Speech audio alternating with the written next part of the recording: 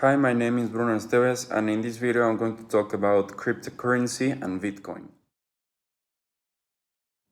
The truth is that the materials we watch seem very interesting to me because I knew about the existence of Bitcoin before, but I didn't imagine all of the things that I saw in the documentary or what I learned about blockchain with the TED Talk and the articles.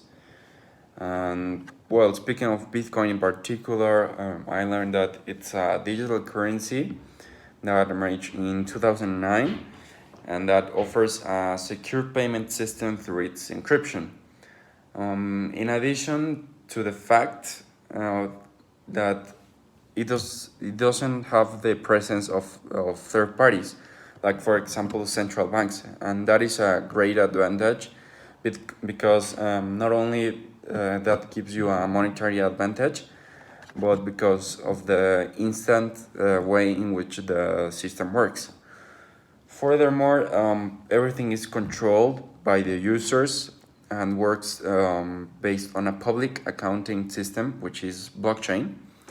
And what blockchain does is that it receives the information of the transactions processed with Bitcoin, it verifies them, and it stores them in unique blocks that, although they are public, are extremely secure by the encryption software, which maintains the privacy of the users safe in the same way. I also learned about the process for Bitcoin, which they have taken in order to become what they are now.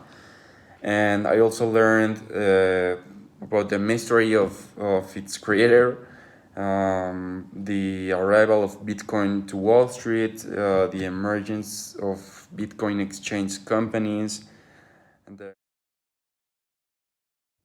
so what I found the worst on the documentary Banking on Bitcoin is when they talk about Charlie Shrem, who operated BitInstant and was accused with the authorities and ended up in jail because he supposedly was involved in money laundering in the form of Bitcoin and was related to the case of Silk Road, which was a drug deal that the documentary talks about.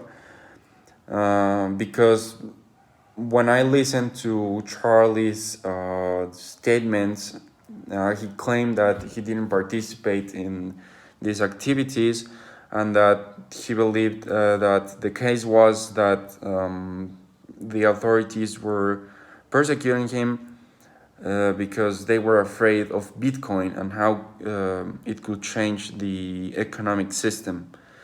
And I think this idea is reinforced, at least in me, when they continue to talk about the difficulties, the persecutions, and the consequences that the world of Bitcoin has had, and the comparison that the documentary makes with the 2008 crisis, which basically allowed the responsibles to be absolved of consequences, and also with every bit of money they took while the rest of the world was suffering.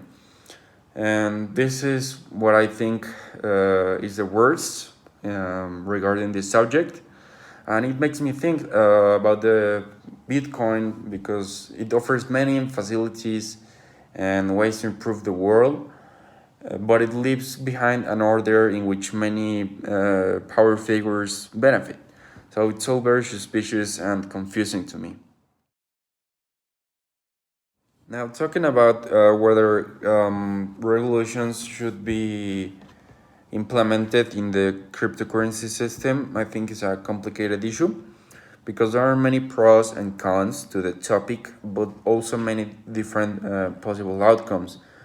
And that is because there's no certainty when we talk about crypto. In the short term, I think that if regulations in the cryptocurrency system were implemented, it is possible that many trading values would be suppressed. But in the long term, if the regulations were applied in a good manner, the market would stabilize and investments would be much safer. So I think there are two ways to look at it. One is the side of the crypto nature itself, and perhaps the regulations would go against the protocol and the system in which this crypto has worked since the beginning, because now a third party is entering and cryptocurrencies have eliminated that presence. But there's also the point of view of the investors, and they say that or they think that this could be a good thing, because although it will not completely eliminate the risk of investing in cryptocurrency, it would make the market much safer and trustworthy, in addition to the fact that stabilization could make the prices of the coins to get even better.